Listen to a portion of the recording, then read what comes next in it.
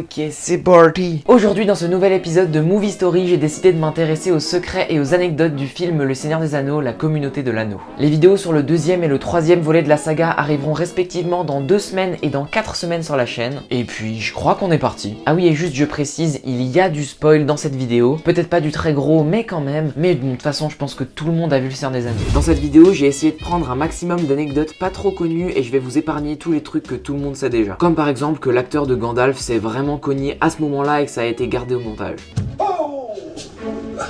Non, ici, on parle pas de ça, on va vraiment parler des vrais secrets. Déjà, avec les premières anecdotes, j'aimerais vous mettre dans l'ambiance en vous expliquant bien la grandeur du tournage. Effectivement, il a été décidé que les 3 films de la saga seraient tournés en même temps, ce qui donne un tournage de 274 jours. En plus, c'est pas comme s'ils étaient lents, au contraire, ils essayaient un maximum de gagner du temps en se divisant parfois en plusieurs équipes pour pouvoir tourner plusieurs scènes en même temps. Mais bon, ça c'est plutôt courant dans ce genre de production. Ce qui est plus fou par contre, c'est qu'au lieu de se séparer en 2-3 équipes comme ce qui est fait d'habitude, parfois il y avait jusqu'à 7 groupes différents qui tournaient des scènes en même temps. Et puis bien sûr, toutes ces équipes, ça a créé de l'emploi. Au final, plus de 3000 personnes ont travaillé sur la trilogie. Et ces gens, il faut bien les payer. Et c'est en partie pour ça que le budget des 3 films s'élève à 300 millions de dollars. Ah oui, et ça c'est bien sûr sans compter les 200 millions qui ont été rajoutés ensuite pour la promo des films. You have my sword. And you have my bow.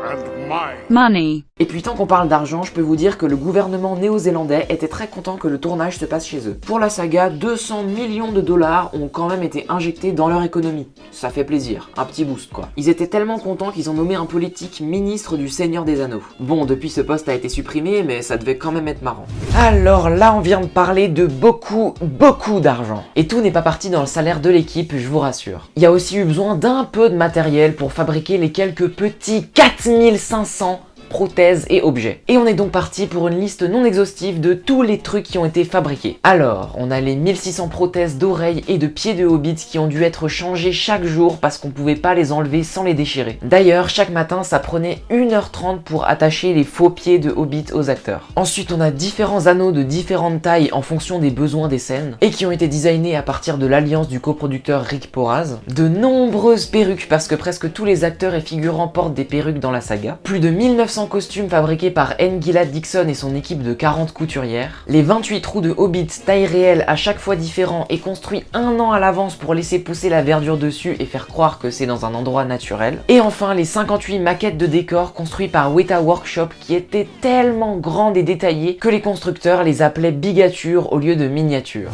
Maintenant laissez-moi vous introduire dans un thème qui est là dans tous les épisodes de Movie Story. C'est la classique partie qui parle des acteurs. Et cette fois encore, il y a du lourd. Je vais commencer par une anecdote qui concerne plusieurs personnes du casting. La voici. 8 des 9 acteurs qui incarnent les membres de la communauté de l'anneau se sont tatoués le chiffre 9 traduit en elfique. Et pourquoi pas 9 sur 9? Ça serait plus logique. Bah c'est parce que l'acteur de Gimli a refusé de se faire ce tatouage. Et il a proposé à sa doublure d'y aller à sa place et la doublure a accepté. Ah, et j'oubliais presque, le réalisateur Peter Jackson s'est lui tatoué le chiffre 10. Allez, maintenant je vais vous parler des acteurs un par un.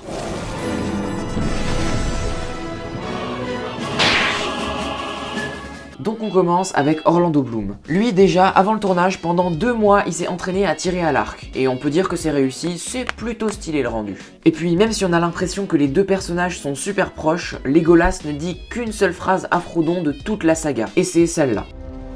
You have my sword. And you have my bow. And my axe. En plus, il parle même pas spécifiquement à Frodon, mais plutôt à toute l'assemblée.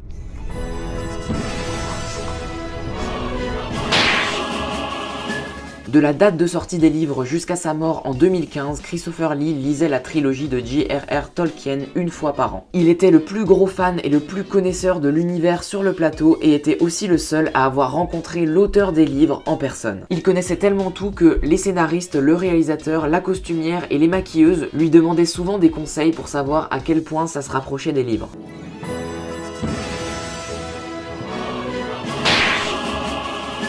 Souvent, pour tourner des scènes en haut des montagnes, les acteurs prenaient un hélicoptère. Mais Sean Bean avait trop peur de voler et faisait à la place 2 heures de marche chaque matin avec le costume de Boromir pour rejoindre le lieu de tournage.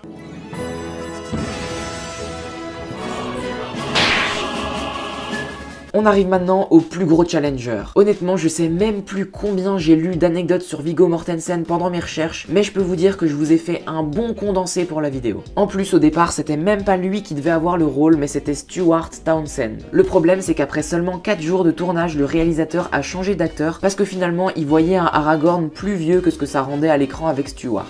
Viggo Mortensen a donc été appelé un peu à la dernière minute et a uniquement accepté parce que son fils le lui avait demandé. Avant de s'engager, il avait jamais lu les livres et il s'intéressait pas plus que ça à cet univers. Heureusement que son fils était là. Par contre, même s'il a hésité avant de s'engager, je pense que personne ne peut dire qu'il n'était pas impliqué pour son rôle. On peut même dire qu'il l'était à 2000%. Il a notamment fait ses propres cascades et a pris des cours de maniation d'épée avec Bob Anderson. Ce dernier avait déjà enseigné l'art de se battre à l'épée à de nombreuses personnes avant lui, mais il a dit que l'acteur avait été le meilleur élève qu'il n'ait jamais eu. Et en plus de prendre des cours, il a insisté pour utiliser une vraie épée en acier à la place des armes en aluminium comme les autres acteurs avaient. Il était tellement dans le personnage qu'il transportait son épée partout, même dans la rue. Ce qui lui causa d'ailleurs quelques problèmes avec la police locale qui n'aimait pas trop voir un gars se balader tranquillou bilou sur le trottoir avec une arme.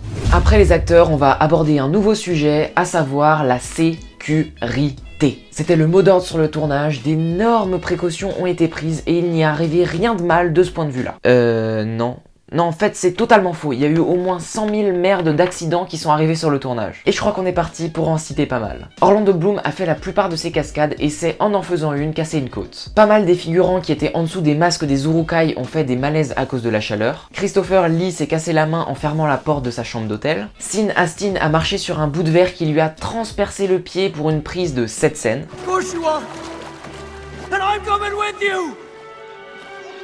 Et ensuite un hélicoptère est venu le chercher et l'a amené aux urgences, alors que c'est pour une prise de cette scène-là que Liv Tyler s'est sans faire exprès poignardé la cuisse. Ensuite on a aussi Viggo Mortensen qui s'est cassé une dent pendant le tournage d'une séquence de combat, mais l'acteur voulait tellement terminer la scène qu'il a demandé à Peter Jackson de vite fait lui recoller sa dent pour pouvoir terminer de tourner, sauf que bien sûr le réalisateur a refusé ça et il a envoyé l'acteur chez un dentiste. Mais le pire dans tous ces accidents, c'est que le destin les avait bien prévenus que ça allait mal se tourner. Quand dès le premier jour de tournage, il y a un de tes cascadeurs qui se déboîte une épaule, il faut peut-être faire un peu plus gaffe à la sécurité pour la suite. Bon, pour la fin, j'ai plus trop de thèmes, j'ai pas trop réussi à lier les trucs entre eux, mais il reste plein d'anecdotes et de secrets intéressants. Donc je vais juste vous les citer comme ça, en essayant de un minimum les lier entre eux quand même. Déjà, il y a 2 trucs à dire sur la longueur du film. À la base, après le premier montage, le film durait encore 4h30. Mais finalement, il a encore été découpé pour une durée de 2h58 pour la version cinéma, qui est clairement pas ouf, et pour une durée de 3h39 pour la version longue, qui est clairement mieux que l'autre. Ah oui, et ça c'est la longueur juste du premier film, hein, je tiens quand même à préciser. Parce que si tu veux te faire toute la saga en version longue, il faut prévoir 11h21. Une demi-journée quoi. Maintenant, qui n'a complètement rien à voir, il y a aussi des trucs cachés intéressants dans le générique de fin. Premièrement, mais bon ça vous le savez déjà si vous avez vu cette vidéo que j'ai fait il y a quelques semaines, Le Seigneur des Anneaux, la communauté de l'anneau est le film avec le plus long générique de l'histoire du cinéma. Et c'est en grande partie parce que tous les membres du fan club officiel y sont mentionnés. Mais ce que je ne dis pas tout simplement parce que je le savais pas dans l'ancienne vidéo, c'est que pour faire partie du fan club, il faut quand même débourser 39,95 €.